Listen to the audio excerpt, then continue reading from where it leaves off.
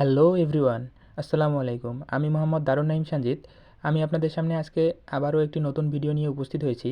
আজকে আমরা যেই টপিকটি নিয়ে আলোচনা করব, আজকের টপিকটি হচ্ছে আমরা মেসেঞ্জারে অ্যাক্টিভ থাকলেও আমাদেরকে কখনো অ্যাক্টিভ দেখাবে না। অর্থাৎ আপনি ঠিকই ধরেছেন, আমরা অ্যাক্টিভ স্ট্যাটাস বন্ধ করব কিভাবে। তো চলুন দেখা যাক। তো প্রথমে আমরা আমাদের মেসেঞ্জারে ঢুকব।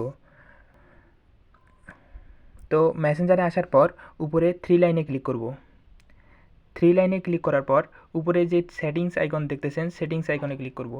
সেটিংস আইকনে ক্লিক করার পর এখানে দেখতেছেন ডার্ক মোড, তারপরে অ্যাক্টিভ স্ট্যাটাস। এই অ্যাক্টিভ স্ট্যাটাসে ক্লিক করব।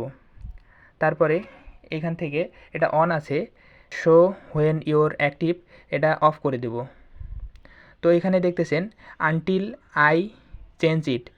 এখানে হচ্ছে যে আনটিল আই চেঞ্জ ইট মানে আমরা যতক্ষণ পর্যন্ত এটিকে আমরা অন করব না ততক্ষণ পর্যন্ত এটি অফ থাকবে।